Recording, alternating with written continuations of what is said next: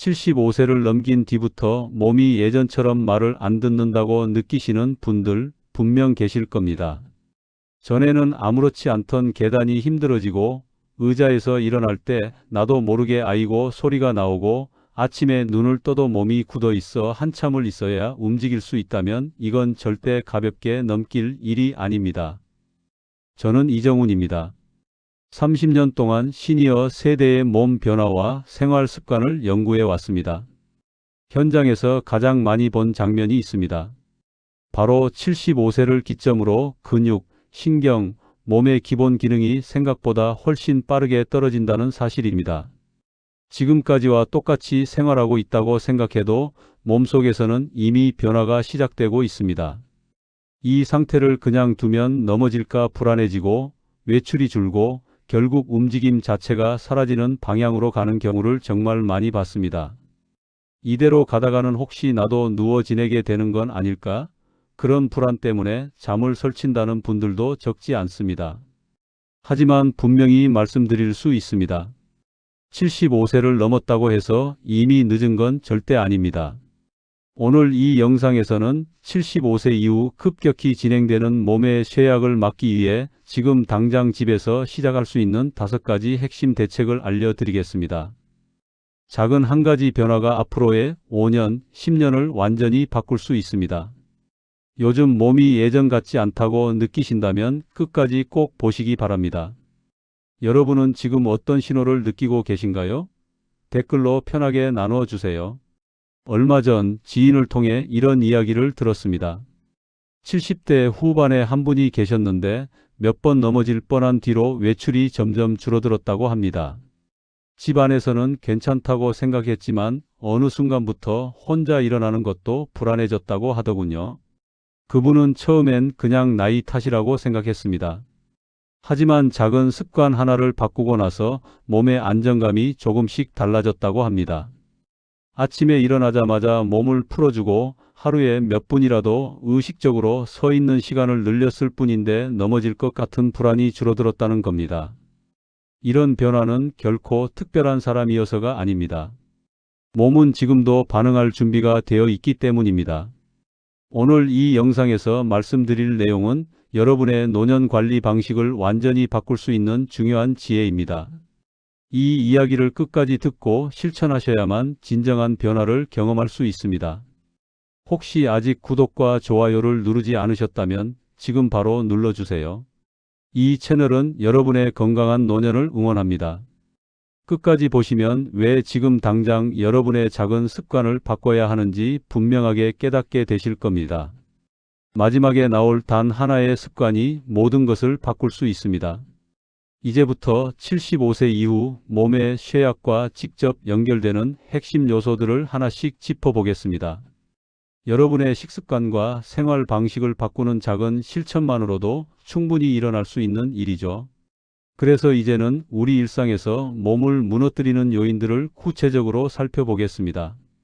75세 이후에는 근육이 눈에 띄게 빠르게 줄어듭니다. 특히 다리 근육이 먼저 약해집니다. 한국노년학 연구에 따르면 고령자는 사용하지 않는 근육이 6개월 만에 10% 이상 감소한다고 합니다. 이게 얼마나 빠른 속도인지 아시겠어요? 반년만 지나도 다리 힘이 확 줄어드는 겁니다.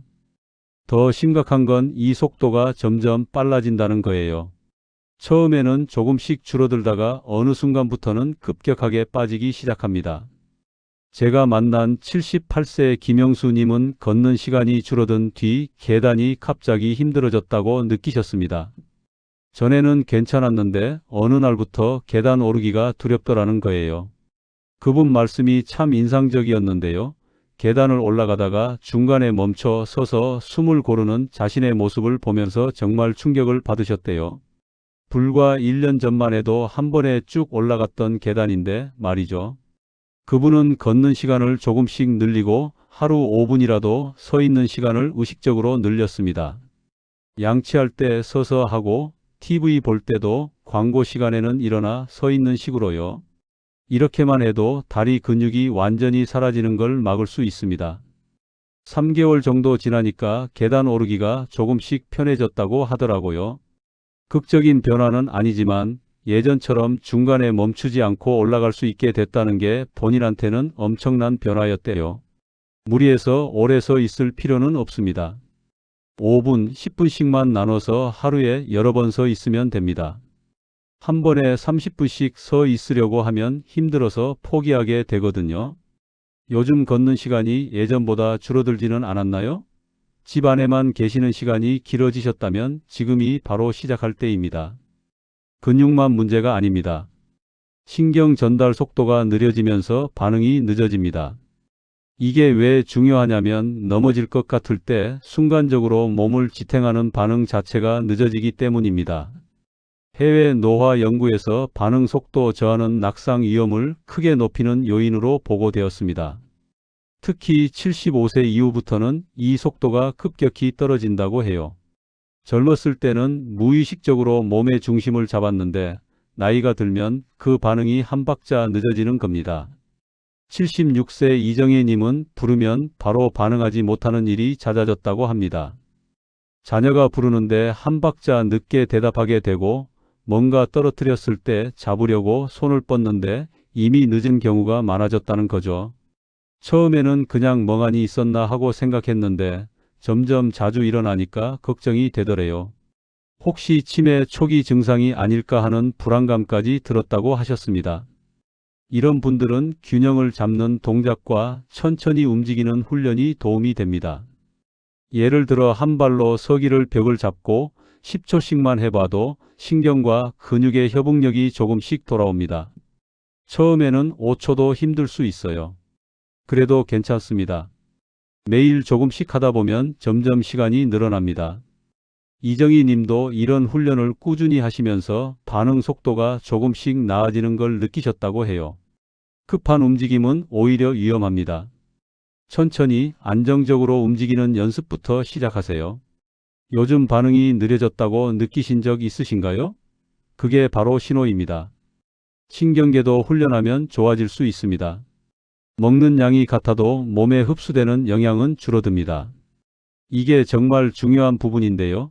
75세가 넘으면 소화 기능 자체가 약해지면서 먹은 음식에서 영양을 빼내는 능력이 떨어집니다. 국내 영양조사에서 고령자의 단백질 섭취 부족이 반복적으로 보고되었습니다. 단백질은 근육을 만드는 재료인데 이게 부족하면 아무리 운동을 해도 근육이 붙지 않습니다. 소화 효소도 줄어들고 위산 분비도 감소하고 장의 운동성도 떨어지면서 전체적인 흡수율이 낮아지는 거죠. 80세 박정남님은 식사는 했는데 늘 기운이 없다고 하셨습니다. 밥은 먹는데 힘이 안 나고 오후만 되면 축 늘어지는 느낌이라는 거예요. 알고 보니 탄수화물 위주로만 드시고 단백질은 거의 안 드신 거였습니다. 죽이나 국수 같은 걸로 한 끼를 때우는 경우가 많았대요. 속이 편하고 먹기도 쉬우니까요. 하지만 그렇게 먹으면 영양이 심각하게 부족해집니다. 주 3회만이라도 단백질을 의식적으로 챙기세요. 계란, 두부, 생선 같은 것들이요. 한 번에 많이 먹으려 하지 마시고 한 끼에 조금씩이라도 꾸준히 드시는 게 훨씬 중요합니다. 박정남 님도 매일 아침 계란 하나씩 드시기 시작했대요. 그냥 삶아서 간장 조금 찍어 먹는 거였는데 그것만으로도 한 달 뒤부터 오후에 축 늘어지는 느낌이 덜해졌다고 하셨습니다.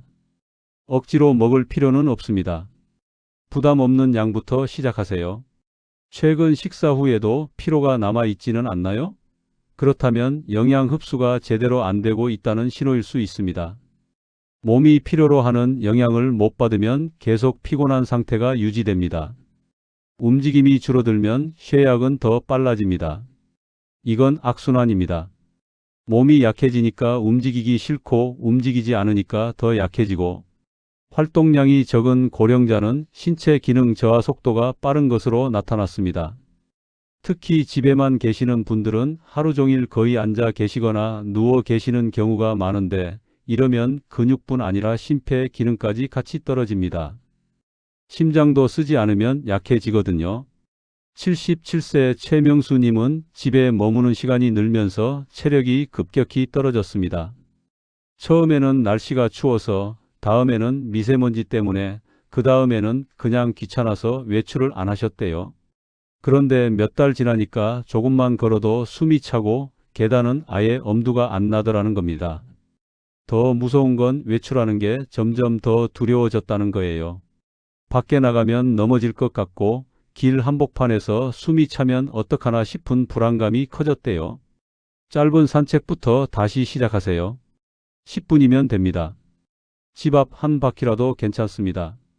최명수 님도 처음에는 집 주변 편의점 갔다 오는 것부터 시작하셨어요. 5분 거리였는데 그것도 숨이 찼대요. 하지만 매일 같은 코스를 걷다 보니 2주 만에 숨이 덜 차기 시작했고 한 달 뒤에는 조금 더 먼 거리까지 갈 수 있게 됐다고 합니다. 속도보다 지속이 중요합니다. 빨리 걸으려고 하지 마시고 천천히라도 매일 나가는 게 핵심입니다. 요즘 하루에 얼마나 움직이고 계신가요? 하루 종일 집에만 계셨다면 내일은 10분만이라도 밖에 나가보세요. 사람과의 대화는 몸과 마음 모두에 영향을 줍니다. 이게 근육이나 영양이랑 무슨 상관이냐고 생각하실 수 있는데요. 실제로 해외 연구에서 대화 빈도 감소가 인지 기능 저하와 연관된다고 보고되었습니다. 말을 하지 않으면 뇌도 덜 쓰게 되고 사람을 만나지 않으면 외출도 줄어들고 결국 전체적인 활력이 떨어집니다. 대화를 나누려면 상대방 말을 듣고 이해하고 적절한 대답을 생각해내야 하잖아요. 이 과정 자체가 뇌를 활성화시키는 훈련입니다. 79세 윤상자님은 하루 종일 말을 하지 않는 날이 많아졌다고 합니다. 혼자 사시는 분이셨는데 며칠씩 아무하고도 말을 안 하고 지내는 경우가 생기더래요. 그러다 보니 말하는 것 자체가 귀찮아지고 사람 만나는 게 부담스러워졌다고 하셨습니다. 전화가 와도 받기 싫고 나가서 인사하는 것도 번거롭고 점점 고립되는 느낌이었대요.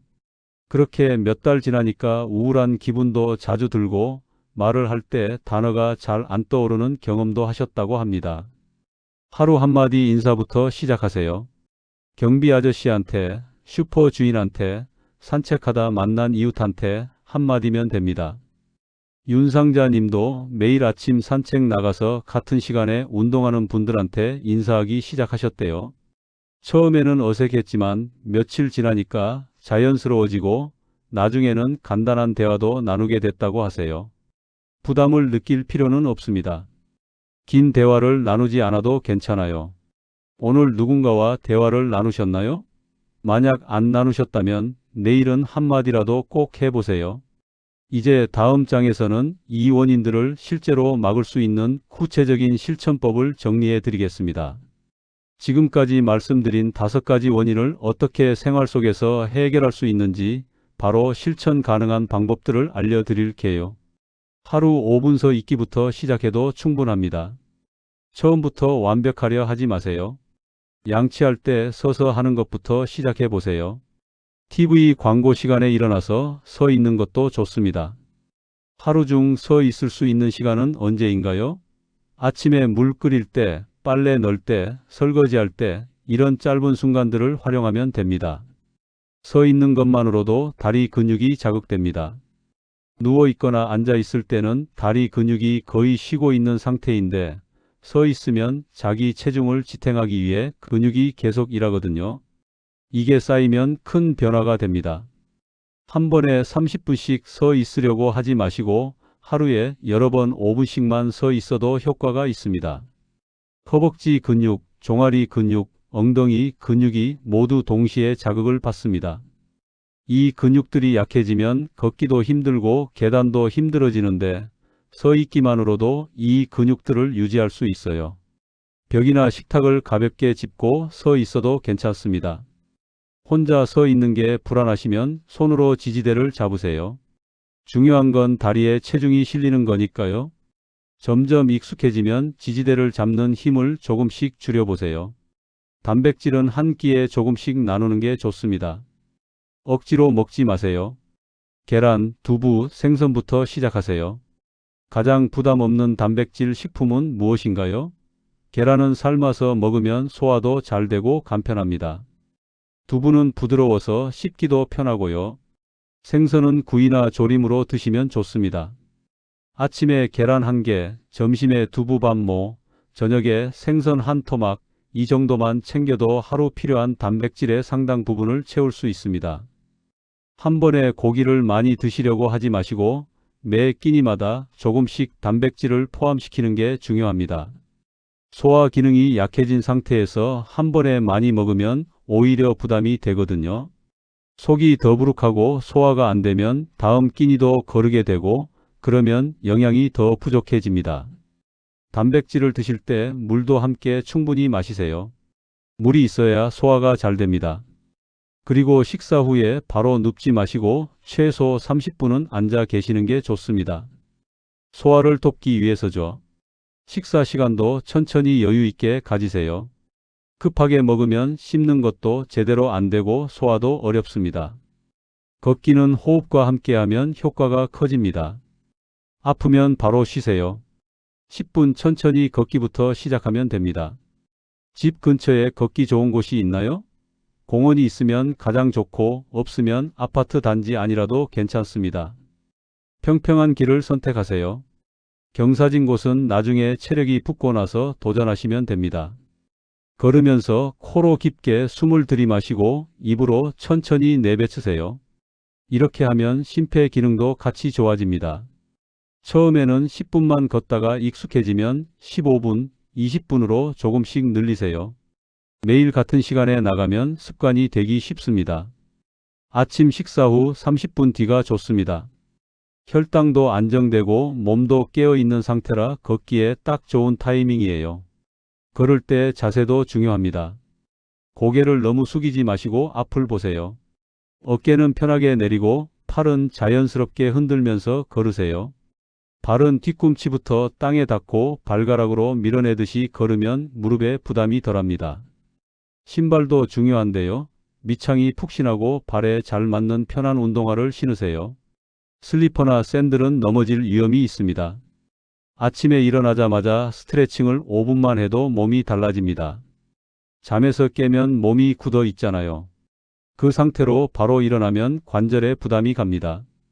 침대에 누운 채로 팔다리를 쭉쭉 펴보세요. 손목 발목을 돌려보세요. 무릎을 가슴 쪽으로 당겼다 펴보세요. 이렇게 5분만 움직이고 일어나면 훨씬 안전합니다. 스트레칭은 급하게 하지 마세요. 천천히 부드럽게 아프지 않을 정도로만 하시면 됩니다. 억지로 많이 구부리거나 펴려고 하지 마시고 기분 좋게 느껴지는 정도까지만 하세요. 이게 쌓이면 관절도 유연해지고 낙상 위험도 줄어듭니다. 특히 아침에 화장실 가려고 일어날 때 넘어지는 사고가 많은데 스트레칭을 하고 일어나면 이런 위험을 크게 줄일 수 있습니다. 목도 천천히 좌우로 돌려보세요. 어깨도 위아래로 으쓱거려 보세요. 허리도 좌우로 비틀어 보세요. 모든 동작을 천천히 호흡하면서 하는 게 중요합니다. 숨을 참으면 혈압이 올라갈 수 있으니 자연스럽게 호흡하세요. 하루 한 번은 누군가와 말을 나누세요. 전화 통화도 좋습니다. 자녀에게 전화해도 되고 친구에게 연락해도 됩니다. 말을 하면 뇌가 활성화됩니다. 상대방 말을 듣고 내 생각을 정리해서 대답하는 과정 자체가 뇌 운동이거든요. 며칠씩 말을 안 하고 지내면 뇌도 점점 게을러집니다. 단어가 잘 안 떠오르고 생각을 표현하기 어려워지고 나중에는 말하는 것 자체가 귀찮아집니다. 복지관이나 경로당에 나가시는 것도 좋은 방법입니다. 같이 운동도 하고 식사도 하고 수다도 떨 수 있잖아요. 처음에는 낯설 수 있지만 몇 번 나가다 보면 익숙한 얼굴들이 생기고 말도 트이게 됩니다. 혼자 집에만 계시는 것보다 훨씬 활력이 생깁니다. 같은 또래 분들과 이야기 나누는 게 젊은 사람들과 대화하는 것보다 훨씬 편하고 공감도 잘 되거든요. 요즘은 온라인으로도 사람들과 교류할 수 있습니다. 영상 통화를 배워보시는 것도 좋아요. 멀리 사는 가족들과 얼굴 보면서 이야기할 수 있으니까요. 물을 자주 마시는 것도 중요합니다. 나이가 들면 갈증을 잘 못 느껴요. 목이 마르지 않아도 시간 정해놓고 물을 마셔야 합니다. 탈수가 되면 혈액이 끈적해지고 혈압도 불안정해지고 낙상 위험도 커집니다. 하루에 56잔 정도는 마시세요. 한 번에 많이 마시지 말고 조금씩 자주 마시는 게 좋습니다.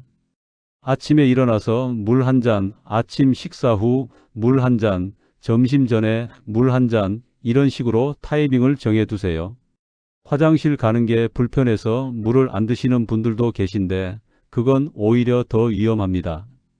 물을 충분히 마셔야 신장도 건강하고 혈액순환도 잘 됩니다. 변비 예방에도 도움이 되고요. 물 대신 커피나 차만 드시는 분들도 계신데 카페인이 든 음료는 오히려 탈수를 유발할 수 있습니다. 맹물을 마시는 게 가장 좋아요. 찬물이 부담스러우시면 미지근한 물이나 따뜻한 물을 드세요.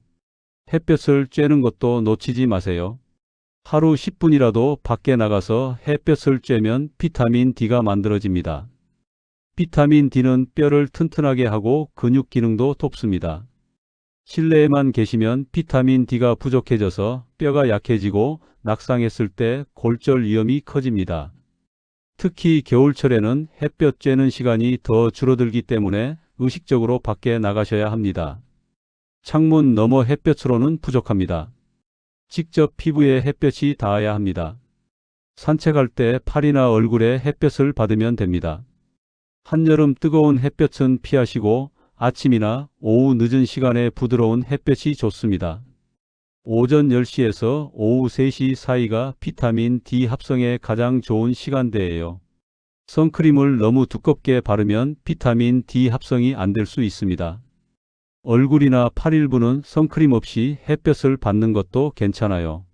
물론 장시간 노출은 피부에 좋지 않으니 1015분 정도만 직접 쬐시고 그 이후에는 그늘로 가시거나 선크림을 바르세요. 이제 마지막으로 오늘 내용을 정리해 드리겠습니다. 지금까지 말씀드린 실천법들을 한 번 더 되짚어 보면서 여러분이 당장 오늘부터 시작할 수 있는 가장 쉬운 한 가지를 찾아보세요. 75세 이후 몸이 약해지는 건 누구에게나 찾아오는 자연스러운 변화입니다. 하지만 그대로 두느냐, 관리하느냐에 따라 앞으로의 삶은 완전히 달라집니다. 오늘 말씀드린 내용을 정리해 보겠습니다. 잘못 관리했을 때는 근육이 빠르게 줄고 신경 반응이 느려지고 영양 흡수가 안 되고 활동량이 줄어들고 대화가 사라지면서 몸 전체가 무너지는 방향으로 갑니다. 넘어지는 게 무서워서 외출을 안 하고 외출을 안 하니까 더 약해지고 결국 혼자서는 일어나는 것조차 힘들어지는 악순환에 빠지게 됩니다. 하지만 제대로 관리하면 이야기가 달라집니다. 하루 5분씩 서 있기만 해도 다리 근육이 유지됩니다. 매끼 조금씩 단백질을 챙기면 기력이 돌아옵니다. 10분씩 걷기를 시작하면 심폐 기능이 살아나고 체력이 붙습니다. 아침 스트레칭 5분으로 관절이 유연해지고 낙상 위험이 줄어듭니다. 하루 한 번 대화를 나누면 뇌가 깨어나고 활력이 생깁니다. 오늘 말씀드린 5가지 서 있기, 단백질, 걷기, 아침 스트레칭, 사람과의 대화, 이 중 단 하나만이라도 오늘부터 시작해 보세요. 완벽할 필요 없습니다. 작은 변화 하나면 충분합니다. 저는 수없이 많은 분들을 만나면서 확신하게 됐습니다. 75세가 넘었어도 80세가 넘었어도 몸은 여전히 반응합니다. 지금 시작하면 3개월 뒤에는 분명히 달라진 자신을 느끼실 겁니다. 계단을 오를 때 숨이 덜 차고 의자에서 일어날 때 힘이 덜 들고 아침에 일어날 때 몸이 덜 뻐근하다는 걸 느끼실 거예요. 오늘 당장 실천할 수 있는 단 하나를 제안합니다. 내일 아침 일어나자마자 침대에서 5분만 스트레칭을 해보세요. 팔다리를 쭉쭉 펴고 손목 발목을 돌리고 무릎을 가슴 쪽으로 당겼다 펴보세요. 이것만 해도 하루가 달라집니다. 다음 영상에서는 집에서도 할 수 있는 낙상 예방 동작을 자세히 알려드릴 예정입니다. 의자를 잡고 할 수 있는 간단한 동작들인데 효과는 정말 확실합니다. 넘어지는 게 두려워서 외출을 못 하시는 분들, 혼자 일어나는 게 불안하신 분들은 꼭 보셔야 합니다. 여러분은 오늘 어떤 습관부터 시작해 보실 건가요? 서 있기인가요? 단백질 챙기기인가요? 아니면 10분 걷기인가요? 댓글로 한 줄 남겨주시면 다른 분들께도 큰 도움이 됩니다. 여러분의 작은 실천이 누군가에게는 큰 용기가 될 수 있습니다.